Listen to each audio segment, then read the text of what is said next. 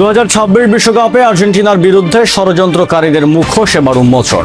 2026 FIFA বিশ্বকাপের মহাকাব্যিক ফাইনালে স্পেনের কাছে 1-0 গোলের হারের পর যখন বিশ্বজুড়ে কোটি কোটি আলবিসেলেস্তের সমর্থক বিষাদের সাগরে ভাসছেন, ঠিক তখনই সামনে এলো এক চাঞ্চল্যকর ও বিস্ময়কর তথ্য।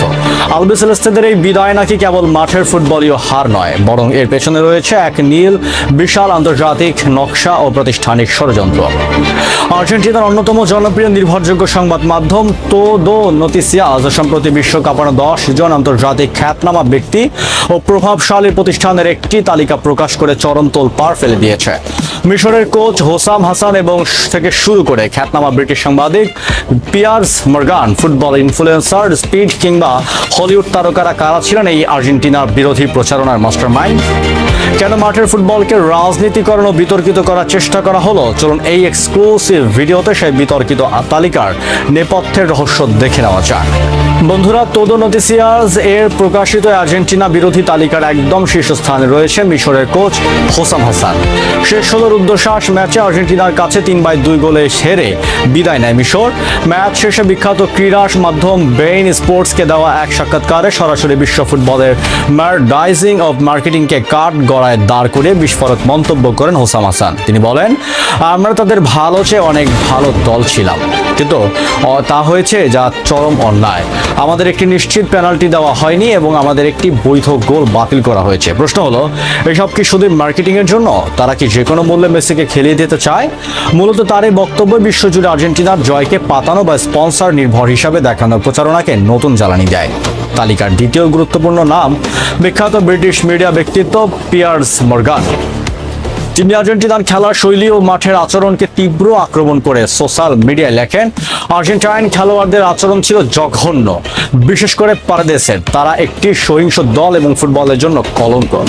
মর্গানের এমন আক্রমণের জবাবে todo নোটিসিয়াসের সঞ্চালক জোনাথান ফিয়ালি সরাসরি কড়া বার্তা দিয়ে বলেন, একজন ইংরেজ সাংবাদিকের মুখে সব আজে বাজে কথা কি আমাদের সহ্য করতে হবে?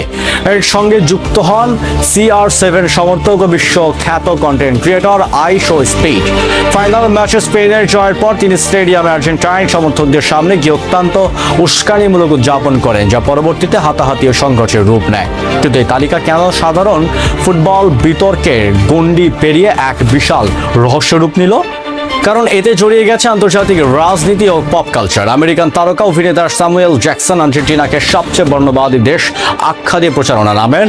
অন্যদিকে তালিকায় যুক্ত হন নিউ ইয়র্কের মেয়র জোহরান মামদানি, মেক্সিকোর প্রেসিডেন্ট ক্লাউদিয়া সেইনবাউম, স্প্যানিশ পপ তারকা রোজালিয়া এবং চিনিয়ান অভিনেতা পেদ্রো পাস্কাল।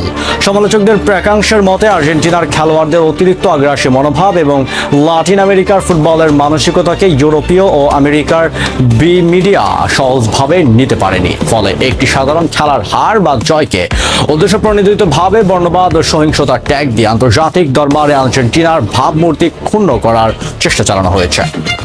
আর্জেন্টাইন সংবাদ মাধ্যমের এই প্রতিবেদনটি সোশ্যাল মিডিয়ায় মুহূর্তের মধ্যে ছড়িয়ে পড়েছে। আর্জেন্টিনার কট্টর সমর্থকরা মনে করছেন বিশ্বজুড়ে আলবিসেলেস্তেদের অবিরাম সাফল্য মেনে নিতে না পেরে এটি ছিল একটি সহসংগঠিত মনস্তাত্ত্বিক আক্রমণ বা নীল নকশা। তবে অন্যদিকে নিরপেক্ষ বিশ্লেষকদের মতে মাঠের ফুটবলীয় সমালোচনা বা নির্দিষ্ট খেলোয়াড়দের আচরণের প্রতিবেদকে আর্জেন্টিনা বিরোধী আন্তর্জাতিক চক্রান্ত হিসাবে দেখা কিছুটা অতিরঞ্জন হতে পারে। তো বন্ধুরা, আপনার কি মনে হয় 2026 বিশ্বকাপে আর্জেন্টিনার বিরুদ্ধে এই প্রচারণা কি সত্যি কোনো গভীর রাজনৈতিক অর্থনৈতিক নীল নকশার অংশ, নাকি শুধু একটি দলের পরাজয়ের পর তৈরি হওয়া অনলাইন ট্রল বা বাক বিতণ্ডা? কমেন্ট বক্সে জানান আপনার নিরপেক্ষ যুক্তি। ফুটবলের সব ইনসাইড ট্রুথ স্পোর্টস অ্যানালাইসিস পেতে আমাদের চ্যানেলটি এখনই সাবস্ক্রাইব করুন। দেখা হচ্ছে পরের পর্বে খুব শীঘ্রই। ধন্যবাদ।